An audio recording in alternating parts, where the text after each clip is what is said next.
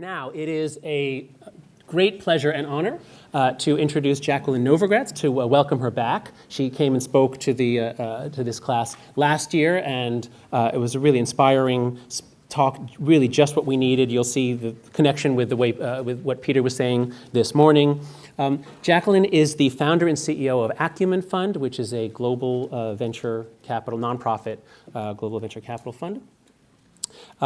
This morning, when I spoke to you, I told you about how that graph showing the rise of world wealth changed the way I think. It was a transformation. Now, that might have seemed incredibly geeky to you, like, wow, this guy had a religious conversion from looking at a graph. Graphs are really abstract. The reason why that graph was able to hit me so much when I saw it in my first year here at Stern was that literally a month before I saw it, I'd spent the afternoon at Acumen Fund. Jacqueline invited me to give a talk at the fund on my research, and I met all her staff, and I learned about what they were doing. And I was just blown away by how an entrepreneurial approach backed up by a different form of capital. That's the issue, is that normal capital doesn't reach everywhere equally, certainly. So her great innovation of finding ways to get capital to different places that need it, that are ready for it, and then the magic that happens, that's actually where I came up with the metaphor of alchemy, was listening to Jacqueline and her staff talk about these companies and the way they're basically finding and then funding all these alchemists all over, not all over, you'll see, mostly in Asia and Africa. And how you then start this sort of virtuous cycle of wealth creation and also health creation. A lot of the efforts are somehow related to health. So you get the two going together, and bang, you get this really inspiring liftoff. So it was because of that I was able to have this like geek data-driven inspiration. Okay, Jacqueline Novogratz went to UVA undergraduate. And then Stanford MBA. She then worked at Chase Manhattan as an international credit consultant, then worked for the World Bank and UNICEF in Africa. It was there, working in Rwanda, that she began working in microfinance and created the first microfinance institution in Rwanda. Doing this work on the borderline of finance and NGOs, that very different style of working, that's what gave her the big idea that she'll be talking about with us today, which is patient capital. It's such a big and powerful idea that Jacqueline has been named to the list of Foreign Policy Magazine's list of 100 most important global thinkers. She's been awarded many honorary doctorates, degrees, awards of all sorts. The one that I most like on her resume is the Sandor Tesler Award for Moral Courage and Service to Humankind. Boy, that's something you really want to show your mother. I think that we should confer upon her the Peter Henry Award for transforming the challenges of the 21st century into opportunities to create value for business and society. Do you ever get sick of that, of hearing Peter say that? I mean, it's really true. It's a great phrase, but it is everywhere around here. But it is absolutely. No, he'd be a good sport if he was. But Acumen is absolutely in tune with that mission statement for Stern. Acumen never takes the long road. That's what was so moving to me last year, was the stories. I don't know if you'll tell them again, but the stories about how there was just so much pressure to take shortcuts just to get the job done, but they didn't, and it worked.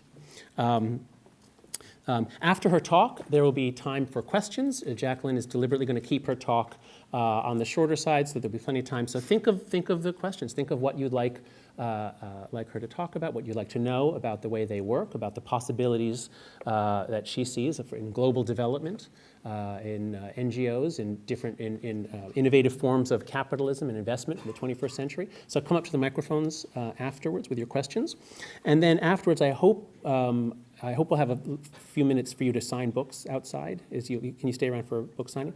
So many of you have her book, The Blue Sweater, New York Times bestseller. And so afterwards, I guess we'll do it. Well, the mechanics of it is usually such that people will be down here. So we'll just do it. I guess we'll just do it here. So come up afterwards to have the book signed. So with that, please join me in welcoming Jacqueline Novogratz.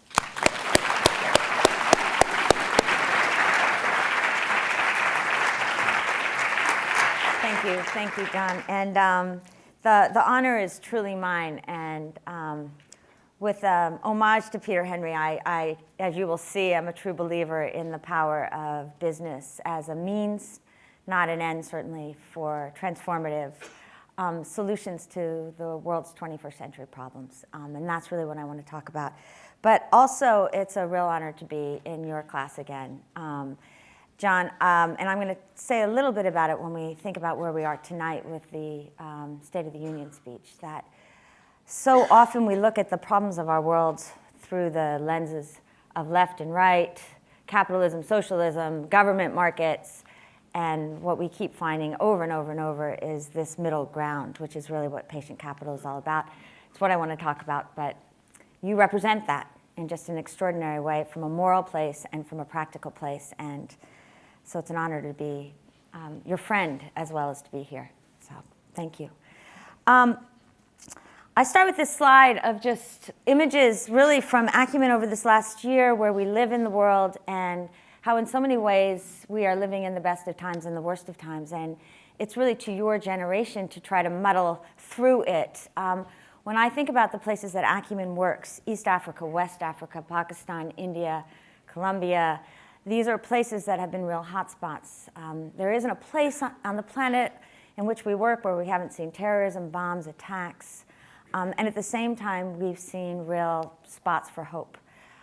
This has been a year as well where we've seen real leadership, moral leadership stand out, whether it's the Pope with the courage to renew a religious institution that's been seen as moribund, or a guy like Paul Pullman who's had the courage to stand out and say there's a different way that business can be in the world, or a 16-year-old like Malala who can stand for the rights for girls and children to have education against all odds.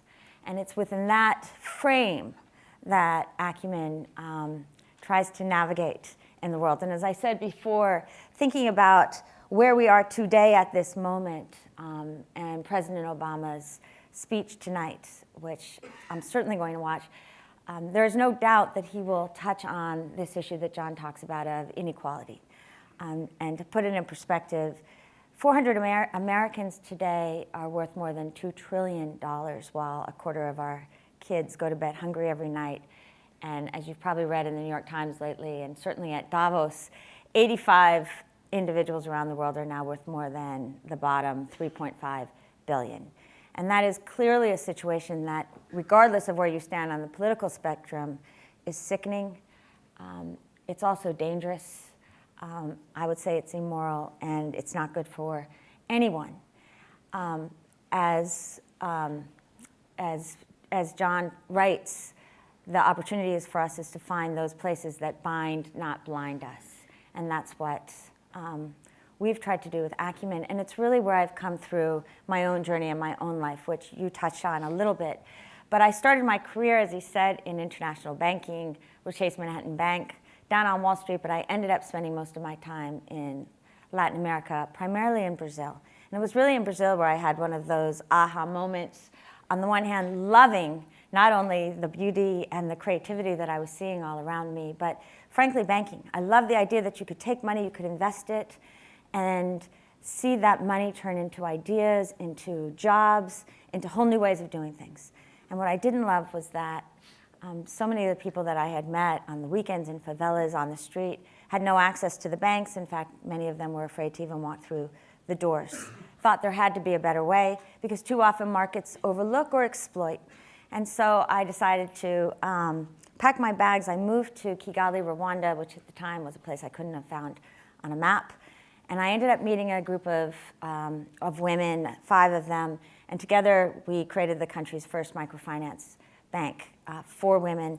And I saw that a group of people really could change the world. I also saw the power of market-oriented opportunities in the context of a country that was going through massive development. Unfortunately, I also saw so many of the wastes that you see with international development, particularly in the 1980s. I would say even more so, less so now, but we continue to not learn enough of the lessons. But you can imagine what it felt like 7 years later when I was on the New York subway reading the Times, reading about the genocide. And as it turned out, the women with whom I had started this bank played out every conceivable role, from being killed in the first hour to watching their families being killed to being major perpetrators. Our first executive director was the Minister of Justice and one of the main planners of the genocide. And so I really had to confront at the deepest level what it means to be human, what it means when we talk about monsters, that they clearly exist. They just don't look the way we always think they're going to look, and that what I concluded was that they're so often really the fragments of ourselves, those parts of us that fear, feel shame, and that it is precisely those parts, especially in times of great inequality, great unrest, that become really easy for demagogues to prey upon. And it was all of those experiences through banking, through working in international development, as John said then later with the World Bank, that made me decide to start Acumen, with this idea that at the end of the day, poverty could not be defined in terms of dollars and cents, but ultimately in the way Amartya Sen, the Nobel economist, would define it as opportunity, as freedom, the ability to determine one's own life in a much greater way, which at Acumen we define as dignity. That it's really more important, certainly to the human spirit, than wealth. And if you were going to look at building solutions that enabled people choice, freedom, then what were the tools at our disposal? And as I said, we saw that the market's too often overlooked and exploited, and government and aid too often created dependence, and at the end of the day, dependence was the opposite of dignity. In the middle was this idea of patient capital, that we actually had this asset class, this philanthropy, that should have been the greatest risk capital that we had, but often it's where you see people taking the least amount of risk. And if you could convert that, and if you could find entrepreneurs who were seekers, who were willing to go into those places where markets had failed, where government and aid had fallen short, and if you had the guts essentially to give those entrepreneurs a long enough time horizon to experiment and to fail and to understand how to build solutions from the perspective of the poor themselves, maybe you could see the market as a listening device, but not be so ideological that you felt that market was the only answer. And that in building solutions long-term, you would have blueprints so that you could create partnerships that would ultimately scale and be financially sustainable. And we thought at the time that you could also find better metrics for how we measure the success of those enterprises, not only in terms of profit, but in terms of impact. Thus, Acumen was born in 2001, and it's 12, 13 years later. What's been exciting to see is that patient capital as an idea works. We've invested about $85 million in 80 companies in 9 countries around the world. Those companies, in terms, as they have grown, have moved $500 million into the companies themselves and created 60,000 jobs, and this year will serve about 123 million people. So we're starting to see a whole sector evolving around it, but I would dare say it's not a sector that yet has real clear definitions all the way around, but it's been disrupted enough that people are really paying attention. And I thought I would give a few examples, because all of the companies that I'm going to talk about have been started by people, frankly, like you, your age, mostly MBAs, people who saw a major problem in the world and decided to create a business solution, if not a business itself, to try to solve it.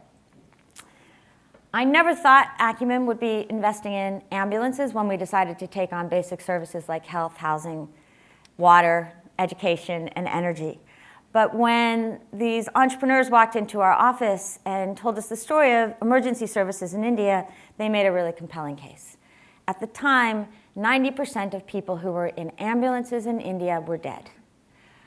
If you wanted to go to the morgue or send your family member to a morgue, you called an ambulance. If you wanted your family member to make it to the hospital, you called a rickshaw or a taxi. Interestingly, in the 1960s in the United States, the statistics were almost identical. But for these guys, for Shafi and Sweta Mangal and 2 other partners, Shafi had gone to school at Kellogg Business School. And so when his mother in Kerala had a situation where she needed to get to the hospital and the ambulance never came, he compared it to his friend who was still in Chicago, whose mother around the same time had a problem and she was greeted by an ambulance within 5 minutes. So they came to us with this audacious idea, with all of 9 ambulances, that they were going to take on this multi-billion-dollar, fat, corrupt, complacent industry that had a lot to protect in terms of the status quo because it was so corrupt. Many people said it was quixotic, naive. Not only could you not take on a big industry like that, but in a city like Mumbai alone, where you've got 20 million people, it seemed a fool's errand. But when we really started looking into the facts, there were only 70 working ambulances that were EMT certified on international standards, so we thought this company might actually have a chance. What we didn't understand at the beginning, and why patient capital needed to give a long time horizon, was just what it meant to fight the status quo and what corruption looked like. So the first thing was to get themselves a number, right? They wanted 911, 311, 111, things that were easy to remember. And remember, you're bringing a service that nobody really believes in anyway. So you want the easiest number you can find. Well, they wouldn't pay bribes to get the good number. So the only number that was given to them was 1298. And they didn't like the number, but they started marketing it. And what happened was, at the beginning, people would look for the 12 on the telephone and panic as our brains freeze. So they had to do a complete marketing strategy to start getting people to talk about 1298. Their business plan was on this ethos of service for all, was that if you went to an expensive private hospital, you paid. If you went to a public hospital, it was free or whatever you could afford. And we wanted to make the numbers work. As we've seen in so many of our companies, in the beginning where you're disrupting, you need a lot of time and you need a lot of subsidized capital often. But sometimes things happen on the outside, exogenous factors. In this case, a real tragedy. November 2008, you had the Mumbai terrorist attacks. It was Thanksgiving here. I was in Long Island. I was watching the news, CNN, and it was the first moment I realized that this stuff could really work. You could change industries, because in every shot of those burning buildings, there was a yellow ambulance in front, and it was our ambulance. That was not lost on government either. And so that was a turning point. And before we knew it, 1298 became Ziqitza. It went from a pure private play into a private-public partnership and started making partnerships with 5 states across India. Has a lot of long stories connected to that as well. But today, it's the second largest ambulance company in India. It's taken 2.4 million people to hospital. And in their most recent public partnership in the state of Orissa, which is one of the 3 poorest states in the country, they are ramping up to move from 10,000 calls a day, which they're now taking, to the point where they'll be moving 1 million people to hospital this year just in that single state. It's so poor that the system is free for everybody, and we think about 85% of the people now who are taking those ambulances are themselves under the poverty line in India, and we're testing that right now. When I tell people, and I just was meeting the New York bureau chief of the New York Times in India, when I tell people the story, they say, yeah, well, that's really great. Now you've got this company, it's profitable, it's moving all these people across India. How do we know it's not corrupt? And that's where leadership really comes in as well, and systems and structures and culture. And so this company is starting to bring best practices that actually haven't existed on the industry-wide. The first thing they do is they have quality control, so they're starting to call people after they've gone to ambulance, to hospital, which in and of itself to a poor person is just a major show of dignity, of you're visible. But second, they ask them 3 questions. 1, did they ask you to pay money? 2, did you pay money? Because a lot of people want to give tips because they've never taken an ambulance before. And 3, what was the service like?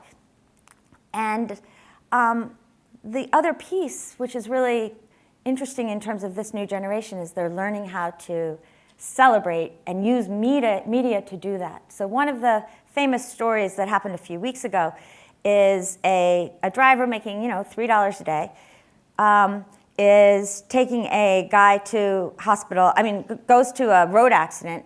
the guy's unconscious and his wallet is on the side of the road, and inside the wallet is 20,000 rupees, which is about $400.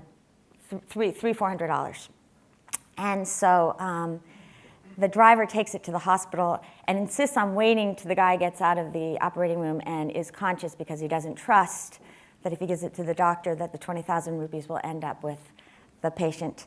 And Ziqitza, the company, works with government and gets it put into the newspaper. So there's this sense of real pride.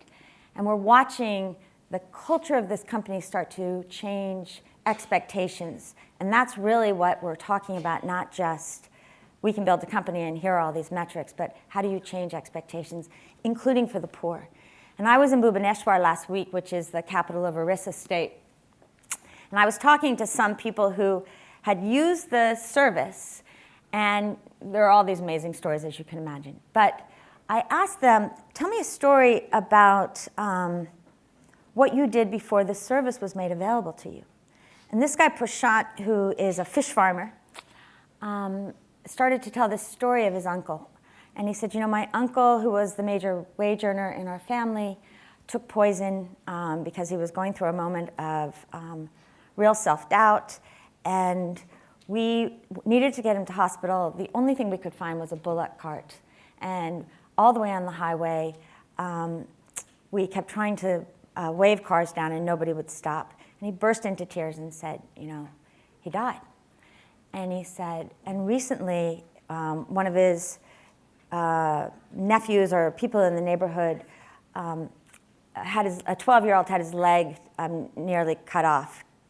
And they had to get him to hospital, and they called 108, which is the government number, and they showed up within 10 minutes, and they got him to hospital, and they amputated his leg, and this kid was alive. And he said, you know, for me, it looks like the gods have come.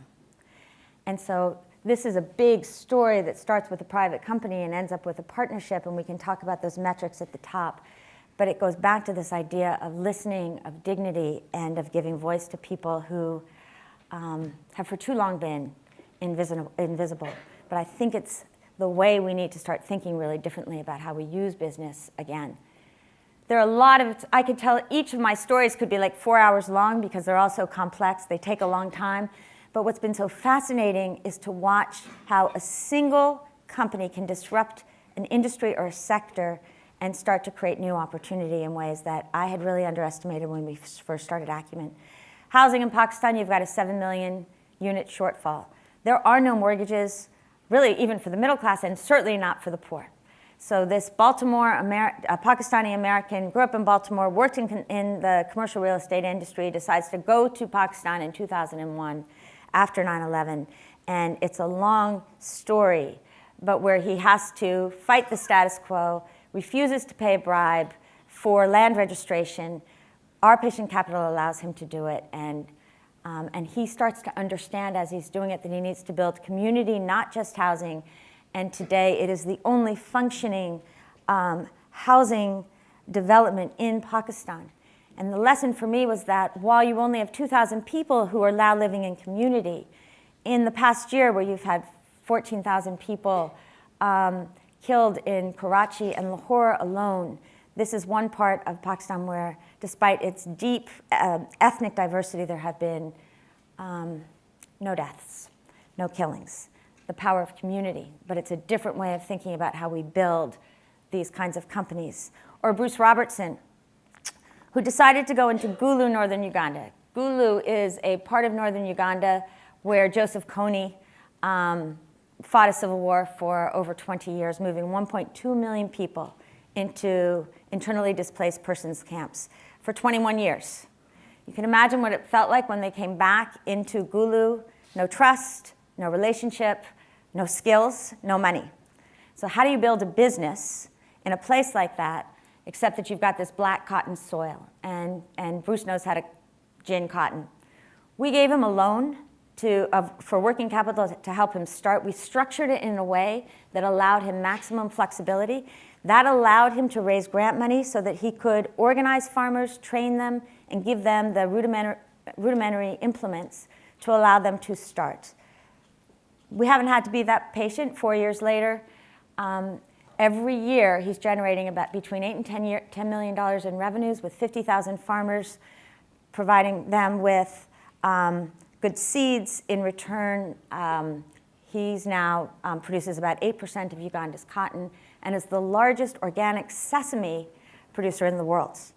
And what I've seen is what rebirth really looks like through this company. But it wouldn't have happened again had you just started on either side of this ideological divide. Ashifi Gogo is a Ghanaian, MIT, Harvard, decides he wants to take on the issue of counterfeit drugs. So in Nigeria, and frankly in many of the countries in which we work, 70% of all drugs are counterfeit. And so how do you deal with that problem? He decides to use a blister pack, essentially, and go to Big Pharma and give them the opportunity to essentially pay him to put these blister packs on their legitimate medicines. So when you buy medicine, you do the scratch off on the blister thing, text in the number, and you're told immediately whether the medicine is legitimate or not. We've helped that company move from Nigeria to Ghana to India, Pakistan, Kenya, and it's already been used about 6 million times. So we think this is another case where you're starting to really disrupt the status quo in ways that can create real change. And then Sanergy is one of my favorite innovations. It's very creative. 2.5 billion people in the world have no access to sanitation. When you look at the Nairobi slums, you've got about 3 million people living in places with no toilets or latrines that don't work. It's a place made famous for what's called the flying toilet. You defecate on paper or plastic inside your home and you throw it, maybe on a roof, maybe just right in front of you.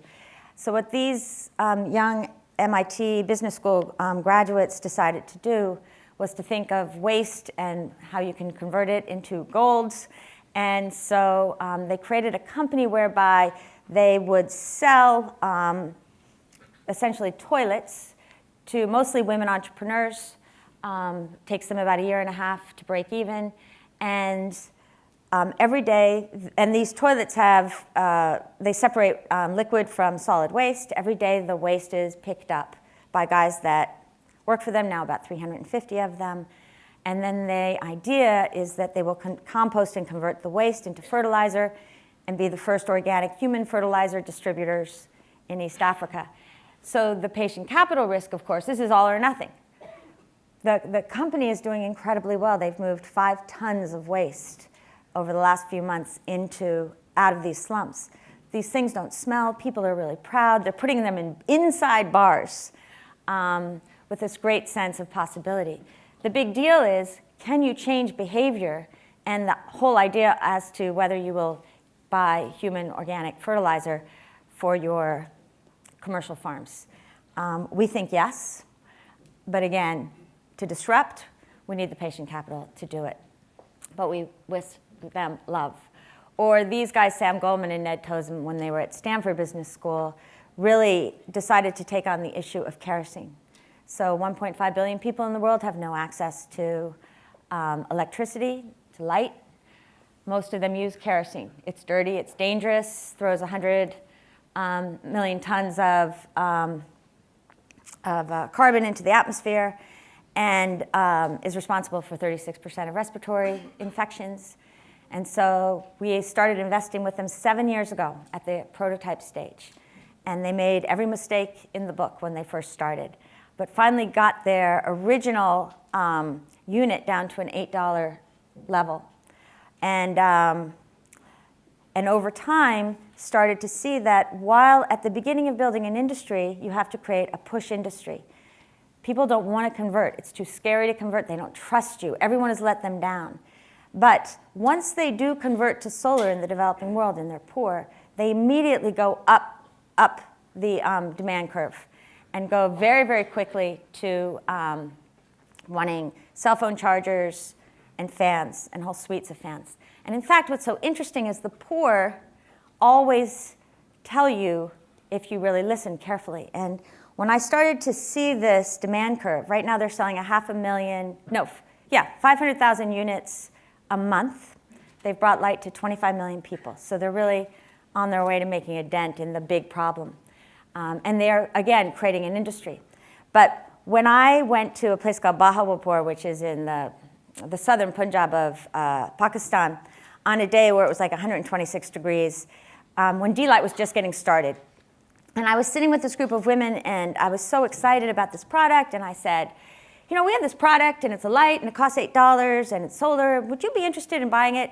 And this big Punjabi woman who was sitting at a loom in the heat looked up at me, and she was like, bring me a fan. I was like, excuse me? She was like, I want a fan. I don't want a light. And I was like, no, but with a light, you could work late at night, and your children could study. She was like, I already work. I want a fan. And I thought that was such a funny story. And I was like, well, that actually makes a really lot of sense that she would want a fan, but we have a light. So needless to say, we now have a product in Pakistan that has a solar charger, a fan, and a light. And what we're learning is that, number one, people want a solar charger in really hot places. Number two, they want a fan, because they already have the kerosene for the light. Number three, they want the light. And so if you can bundle it together in ways that they really value, and you can make it so they can afford, you can actually listen to the market. But it took a while for us to figure that out. There are three things that really bind these guys and women that I thought it would be worth talking to all of you, because I'm hoping some of you go out to start some of these kinds of companies or join them. The first is to start and let the work teach you. That so often people are looking for perfection, the right business plan, but what we have seen, and this is again why we need patient capital at the beginning, is that as much as you think you know, as smart as you think you are, as experienced as you have been, when you are trying to deliver products to low-income people, particularly in the basic services, particularly where there is a status quo that you have to fight, you might as well just start, because you're going to make a lot of mistakes anyway. Let the work teach you. When we first started talking about the status quo, I didn't fully understand it. But you take a case like solar in a country like Nigeria, where there are 60 million generators, and you are not just fighting oil, you are fighting the generator mafia. And so they have no interest in helping to push your solar, even though it's good for the world and good for people and at a price they can afford. So understanding that is almost impossible unless you just start. And that's what all of these entrepreneurs do. The second is get comfortable with failure, because if you are not willing to fail, you will never succeed. And I could tell you story after story after story with all of our companies where they have tried and they have failed. When I think about Acumen's own failures, I put them in three categories. One, the worst kind of failure is when we find corruption and we've got to exit deals. It's really hard to exit deals in really illiquid markets, but we do it. It takes us a long time, it takes us way too much energy, and it crushes you because you essentially marry these entrepreneurs for 10 years when you first invest.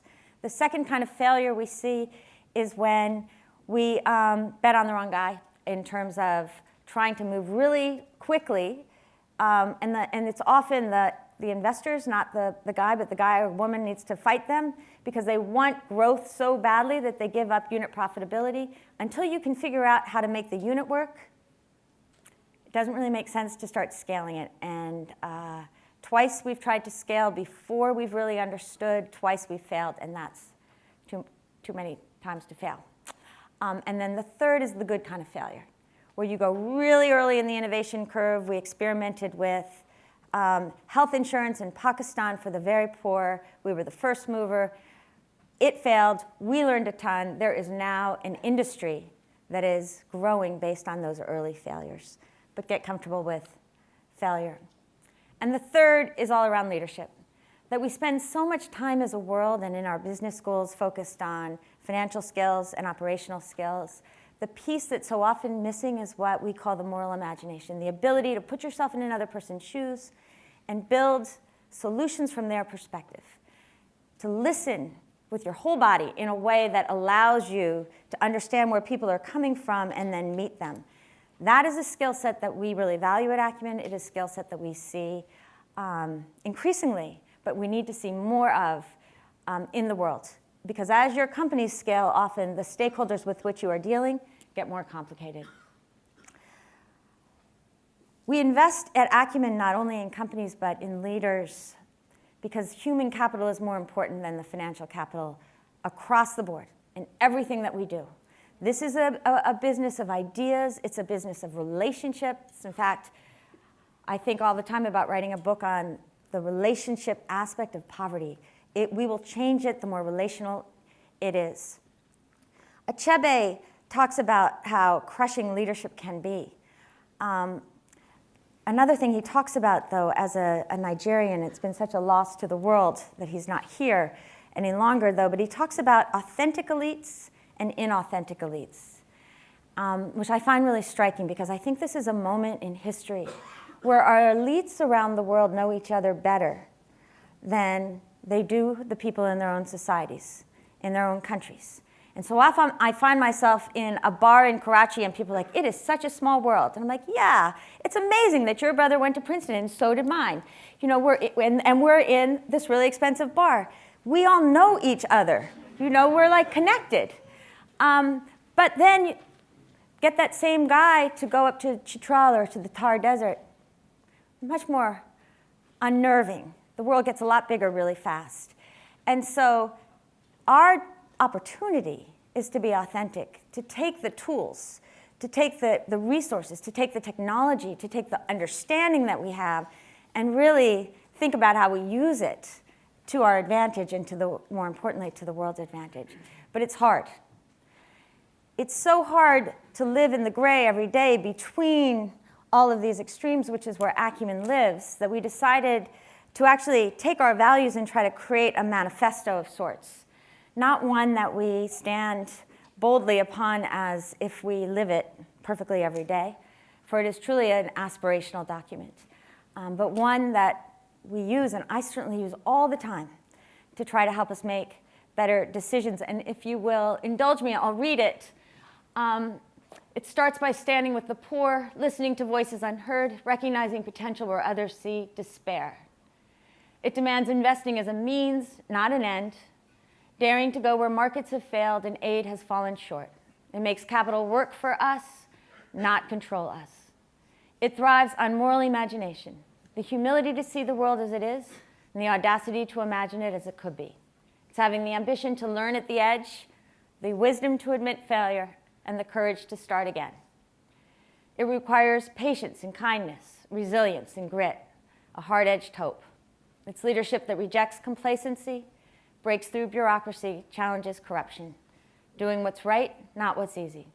It's the radical idea of creating hope in a cynical world, changing the way the world tackles poverty and building a world based on dignity. It all comes back to dignity. I talked about the company Delight, and as you guessed, I was just in Bhubaneswar last week.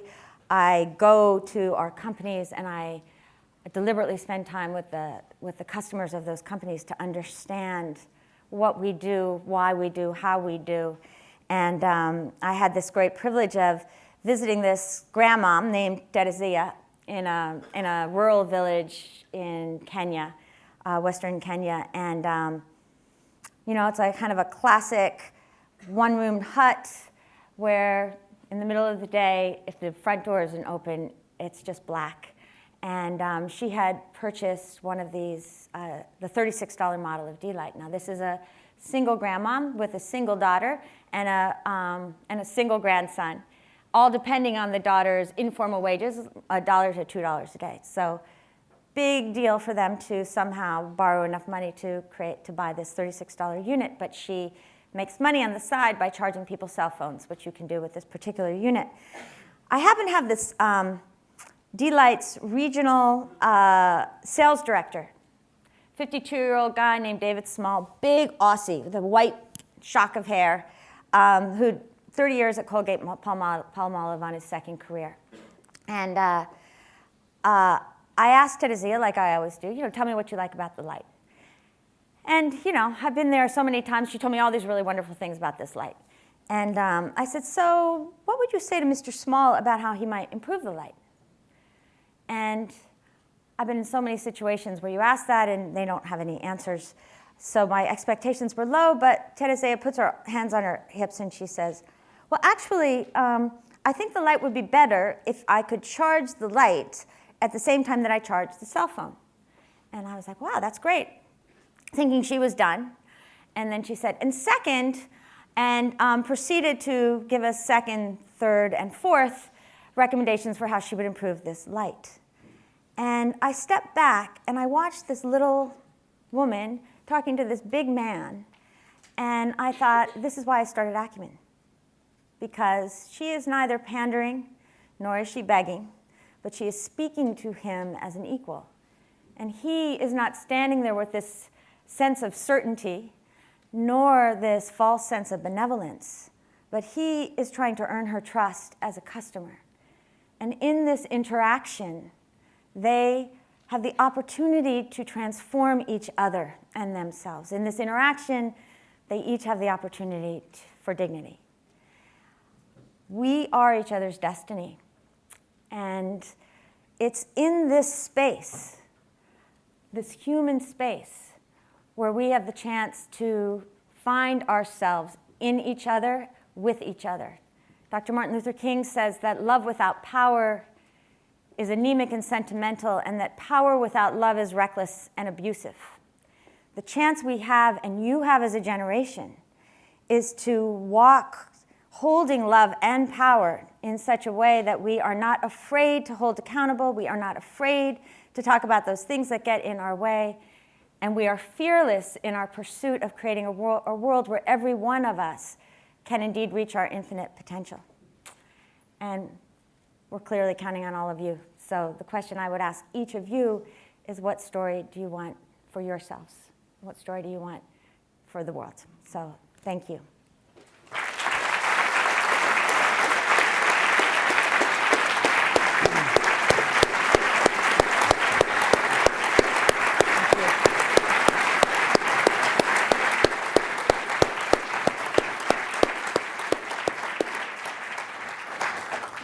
Wow. I study elevation and inspiration for, for a living, and that ending, those quotes, and they weren't just stuck on. That really is what you're all about. That really is what Acumen has been about from the beginning. So thank you. Please come ask questions. I'll make your way to the microphone if you have a question. Actually, I have one for you while, while we're waiting for others to come up. I'm hopeful that you can tell the class just a bit more about how patient capital actually works. We've been hearing a lot. There was that op-ed in the Times last year about the philanthropic industrial complex. The way, philanthropy is gigantic, but it's got all these problems. It's, self-satisfied, smug people boasting about how much they're giving. And that image of a buyer and a seller as a more dignified relationship, it's just so powerful and so obviously true. So I'm wondering if you can explain where you get your money. Are these the very people who might be giving a large amount of money to some other thing, now they're giving it to you and you're using it differently? Where does the money come from, and do they get a return on the investment, or is it given? How does it all work? So I'm going to talk about our pioneer investing, which is really 95% of what we do, which is the philanthropy, John. We have about 400 individuals from 22 countries. Increasingly, money is being given to us from outside the United States and from the countries in which we operate. So we'll raise hopefully about $2 million from wealthy Pakistanis this year for our work in Pakistan. They give us philanthropy. We tell them, you don't get your money back, we give you change, and you should be happy with that. And they seem to be thus far. Then we start behaving more like a classic private equity company. And in fact, on our investment committee, where we've got people who run big firms like, or did, Thomas Lee and D.E. Shaw and Management Committee of Goldman Sachs, they say that our investment memos don't look any different to them from what they see on their team, except it all starts with the why. What's the impact? How do we do it? And then we do valuation, but remember, in many cases, we don't have any benchmarks, and we know it's going to be a long time, and sometimes we have to change we'll do convertible shares and have to change benchmarks along the way as these companies change. So it's slightly more rough and tumble, but looks very much like private equity. The idea from the beginning was that we would exit this money and everybody would be really happy. The truth is, on the debt side, we've pretty much had one write-off, but otherwise we've collected on debt. Wow. But what many of our companies need is patient equity. The markets are getting a little more liquid, but when you're a disruptive company on the way up, as you're still raising money, it gets really hard to exit. And so we've had partial exit. I would say of the $85 million that we've invested, we've probably brought in about 14 million back into Acumen. So from a fundraising perspective, that's pretty good, particularly when you weigh it against the $500 million that we've moved into our companies and the fact that over 100 million people are getting services. And 10 of the companies are profitable. But it's still more complex in terms of, it's not a neat model yet. As these companies grow, and 1298 would be an example, they can take on more traditional forms of capital. And Acumen is playing with the idea of different funds for the different stages of company growth. But at the early stage, muck around, innovation, high disruption, we do not have a lot of centers for R&D. We do not have a government focus on use this money for that. And I feel more strongly than I ever did that you need philanthropic-based investment capital combined with grants.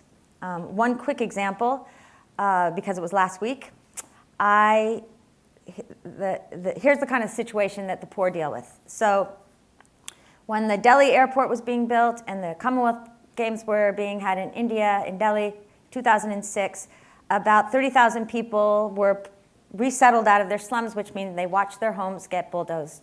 In some cases, this woman I met named Dampati, after having lived in the same place for 40 years.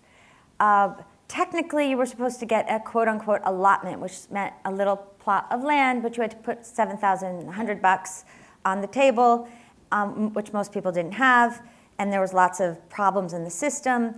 So call it 80 to 90% of the people got no allotment. So they get dumped into this field 2 hours away from central Delhi with no buses. They, over time, the poor make these makeshift systems that are all market-based. So the people who got allotments but had some way of moving in with other family or what have you, no way want to live 2 hours away from where they were making their living before.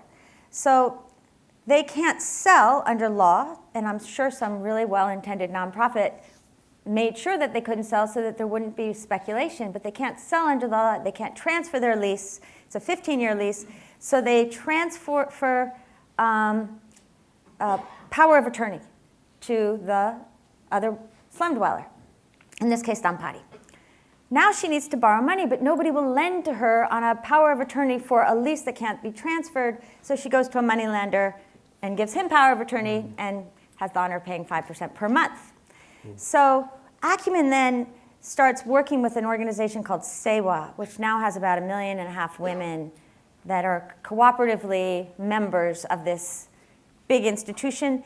They have proved themselves very successful, particularly at microfinance lending, and now they want to go into housing finance. So we help them set up a housing finance company as a for-profit. And we help find other impact investors to the tune of about 1.7 million. $200,000 from Acumen. So it's a really early stage disruptor. And then regulations change, which happens a lot in India. So now we've got to get a promoter's share, which really has to be grants because the promoter is a nonprofit that's created this for-profit vehicle. After we put all that stuff together, we're ready for business. But that doesn't take a week. But when it works, we're going to have a real story to tell. Because these women are not asking for handouts. These women are asking to be visible. These women are asking for a chance to make it. But all the technical piece behind the scenes needs the kind of rigor and accountability that make markets work. So I hope that's helpful. Okay, let's start here. Right. Can you hear me? Yeah. Hi. My name is Nazli. First of all, I would like to thank you for mentioning the word dignity. I have a cold, so I'm going to sound a little stuffy.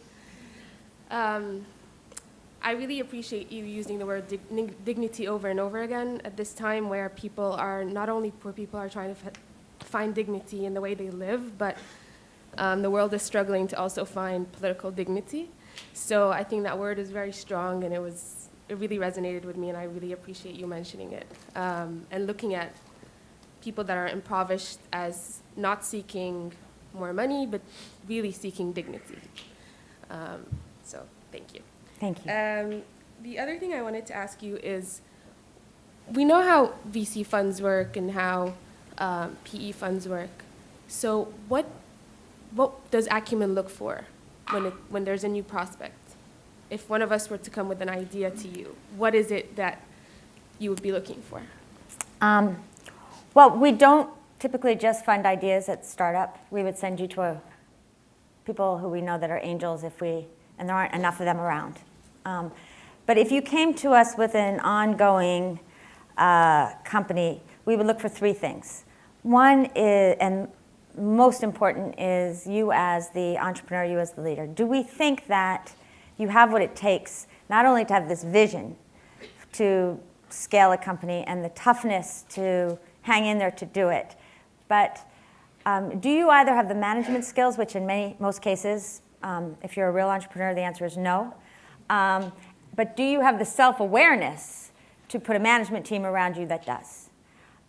That's the biggest box to check, because I'd rather fund a mediocre idea with a great leader than a great idea with a mediocre leader. Two, then, is we look at the business plan and does it make sense to us given everything that we know about how to build companies, particularly that serve low-income people, whether it's in agricultural aggregation or one of my most recent favorites is a non-surgical male circumcision device. So we have to learn about a lot of really interesting industries. The third is, do we believe it will scale and scale sustainably? When we started, because we'd seen so much corruption in so many of the places that we worked, we were really looking for scale based on our assumptions on the customers, the poor person as customers' ability to pay. Now we look at institutional, government, and the customer, and are getting a little bit smarter even about what those assumptions should look like. But if we can answer those three things, and we think it will be market disrupting, then we'll probably take a bet. I'm sorry, what does it mean to be marketing disruptive? So it doesn't really make sense for us to do the 10th drip irrigation company. We did the first drip irrigation company, which put drip irrigation on the map for farmers because of some insights that we thought were really important for the world. And we tend to be that early stage disruptive agent in terms of what really interests us. Because what we care about ultimately is changing the way the world tackles poverty. We use business as a way to do it. But our meaning for being is not to show that you can make money in poor markets, but rather the other. Thank you. Thanks. So much we go, let's alternate sides. Can you hear me? Yes. Hi, I'm Jen. Thank Hi. you. I feel like moral imagination, dignity, several of the lessons you shared with us are lifelong lessons that we'll keep giving and are ones that I've not yet heard in business school, so thank you. Thank you. I have a question around how you identify the people that either will be on your team, the Acumen team, or the entrepreneurs themselves. And I guess the reason I'm asking it is that I hope one day to have an impact on education in the US, and I imagine it's going to require really morally imaginative people. And so I wonder, how do I identify those people? Literally, what questions do you ask them? Do you ask for examples? Do you put them through a trial of some sort? Literally, how do you identify the people that are most likely to meet the criteria that you've laid out? At the beginning, I think I tortured people in terms of the trials. In fact, if my colleague Yasmina Zaidman was here, I'd have to pay penance again for the trial. And I think and when you're really starting something, your founding team, that early team, actually probably deserves some of those kinds of trials, because you need the true believers, because nobody's going to answer your telephone, and you got to be in there for the long term. As it's moved forward, the team really takes care of looking at competence. Do people have the skill, the raw skills needed to do what Acumen needs to do? By the time someone comes to me, it's really around fit and it's around values. And so what I look for, in some ways goes back to Achebe, most of all is authenticity. Is this a person who wants to do this not to better their career, but because in them they want to be part of this journey with us? In fact, I think there's a whole category of people who I would put in the careerist bucket. And don't get me wrong, we have some of the most ambitious people in the world that work at Acumen. We are not an easy group to manage. However, the real stars are so excited about the work, the learning, the innovation, and that comes through in the interview. When they start asking me about how many people get into Ivy League business schools, probably they're not going to get a job. The other question I will ask them often is, tell me what you're doing when you feel most beautiful. And for men particularly, that really gets them confused. It's true. But then they start to think about it, and they're like, what do you, and I'm like, when you're shining, when you're fully alive, when you're in the zone, what are you doing? And some people are really, they love to analyze things, and other people love to be with people, but you learn so much about who a person is. I always ask them to talk about failure, and if they give me a really flim-flam answer, like, they're done. And I have a really limited patience level in the interview. So, and then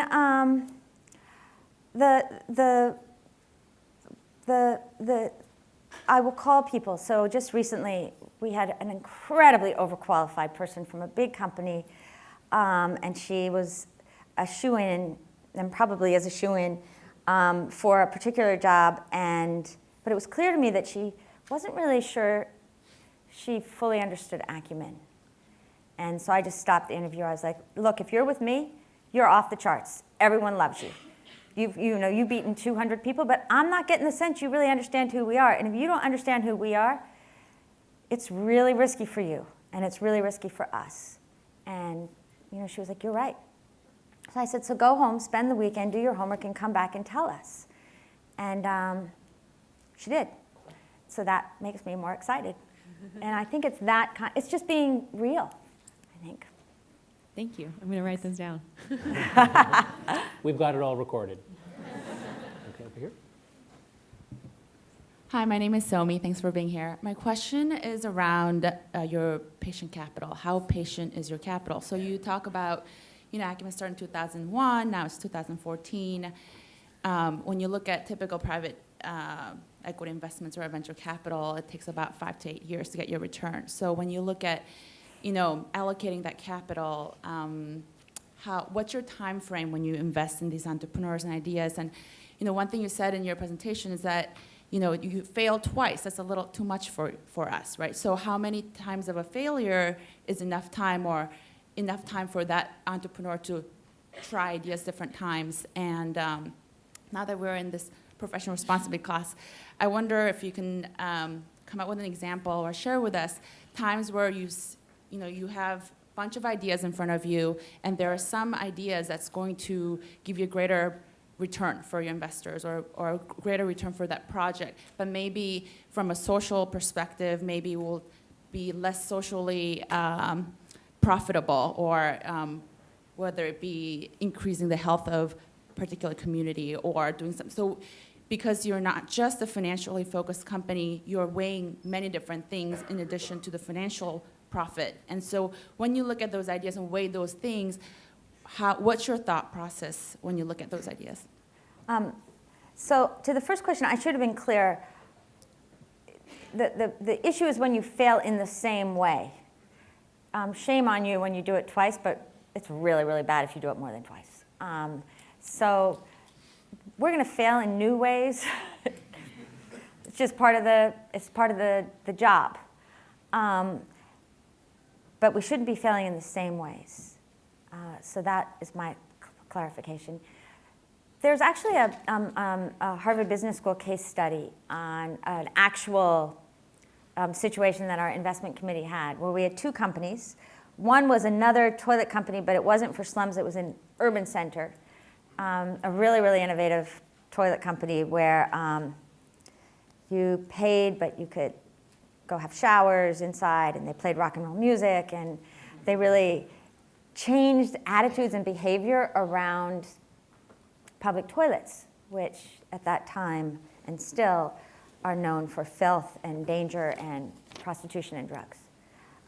The other one on the dock was a healthcare clinical franchise that was reaching the lower middle class, but had this idea to use our capital to go further downscale. That was before we really understood that that's usually a really bad idea. But we looked at those two simultaneously. We ultimately decided to invest in both.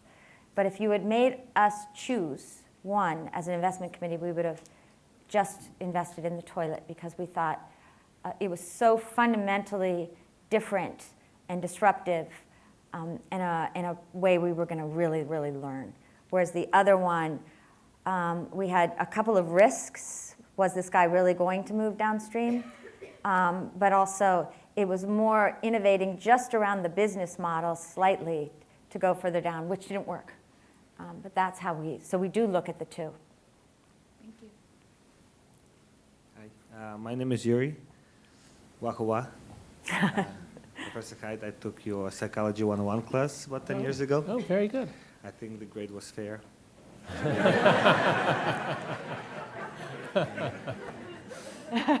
I remember after I graduated from Virginia that I was thinking about doing some Peace Corps, some kind of work like you have done in third world countries. And certainly it's a very exciting and scary, but also maybe romanticized opportunity to save the world or go into a third world country. Somebody asked me, well, there are people in your own community who need help. There's no lack of starving or suffering individuals living side by side, not only with physical needs, but also with psychological, mental, just maybe the concept of happiness. Just there's a distress and difficulty around on all levels, poor people, rich people, etc. You have to make decisions, people make decisions. How do you go about evaluating an opportunity for help and on a personal level, and what are some concepts and thoughts that go into helping others? Wow. Well, first of all, there was one of the greatest mentor in my life was a man named John Gardner.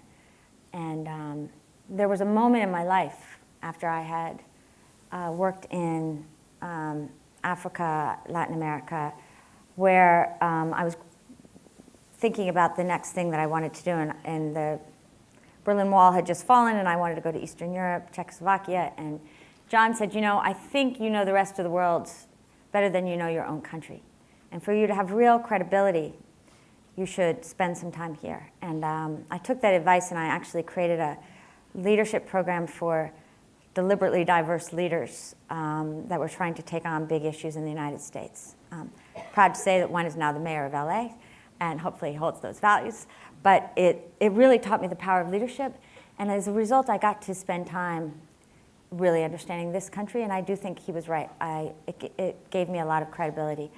I actually believe that this human journey that we're on increasingly is a global one, and that there's a real danger in American exceptionalism, and there's a real danger in just looking globally.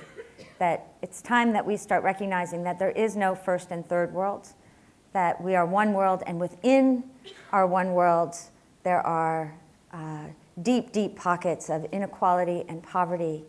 And there are places in Mississippi where the maternal health care rates are worse than in places in which we work in India, which is one of the worst in the world.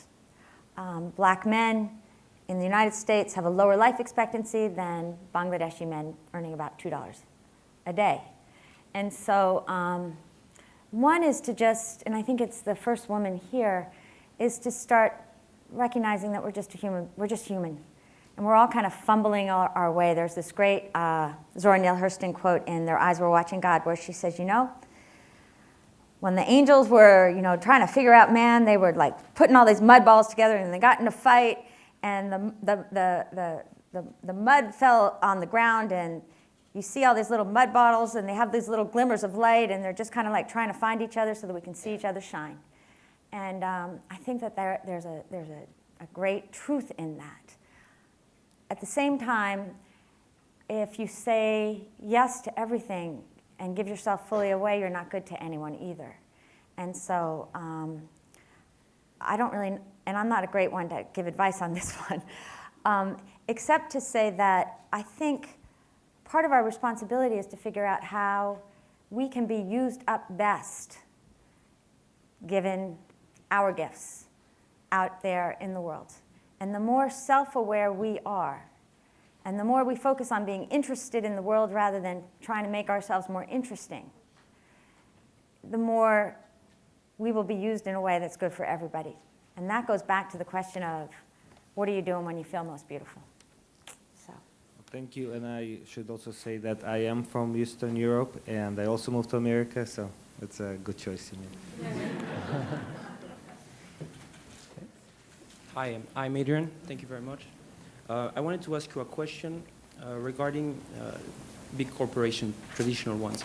Most of us, we will not have the chance to go and work for social ventures, and we are going to be facing companies that might not always have the interest of their societies at heart, in the sense that, for example, they might have to tend to shareholders, or they might have bigger constraints that do not necessarily align with the needs of, let's say, Main Street.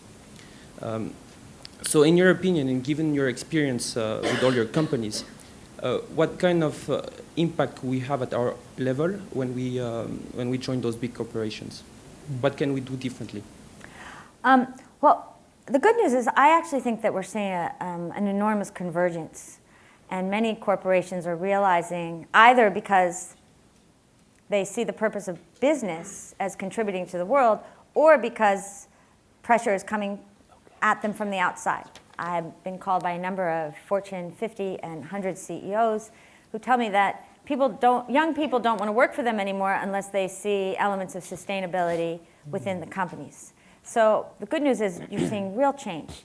And in fact, we have a technical assistance agreement right now where we're working with Dow Chemical, Unilever, and Barclays. And the way it works is that they're tired of the CSR just doing nice projects. They want to use their people, often very senior people, to help companies that we are working like D-Light strengthen its supply chain. So now you've got guys on their second career who are now CEO and top management team of D-Light working with people from Unilever who know something about supply chain as well and marketing to really figure out how to bring services to the poor. So I would say that in some ways working for some of the big companies, particularly where they're focused on supply chain in the developing world, it's one of the best experiences you can possibly have to understand some of what we're talking about here. And two, we say at Acumen that real leadership does what's right and not what's easy. And so I would say it's about raising the questions.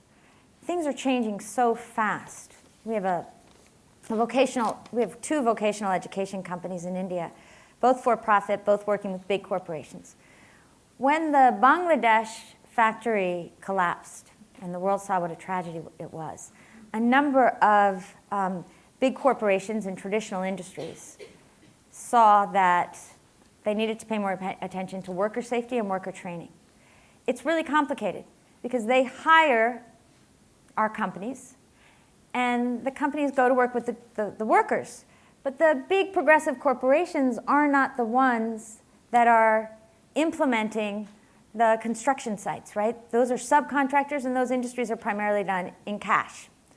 But the right people running those subcontracts and working in those subcontracts are starting to really see the value of companies like LaborNet that are not always short-term improving efficiency, but short-term improving worker trust and some other indicators. So I think that for the world to change in the way that it's got to change, and I think it is changing as we're getting more connected as one world, we need everybody. So please don't hear me saying, walk out of here and go start an enterprise like this or you're a loser. What I'm saying is there is this world that we have out there, and there's never been an opportunity like today for all of us to be part of thinking a little bit more creatively and strategically about how we make that world bigger for everyone. And so if you're working at a Fortune 50 company, or you're working at a consulting company, or you're working on Wall Street, and I have 4 brothers on Wall Street, so I know that world, are your actions enhancing someone's dignity? Are they enhancing your own dignity? And when your body starts telling you no, well, that's a real opportunity for leadership. So that's how I'd answer it. Thank you very much. Okay. Well, that was a wonderful set of questions. Thank you, guys. And Jacqueline, what a perfect talk for us. I'll just read just one quote. Real leadership does what's right, not what's easy, and that was really one of the themes of today. And I'll just close by noticing that Acumen has a kind of a toilet fixation. Like, you guys just love toilet We love companies. toilets. And I mean, what a great metaphor. I mean, they literally turn, excrement into gold. I mean, this is fantastic. So We can ruin any dinner party, any. So please join me in thanking Jacqueline for a wonderful talk. Thank you.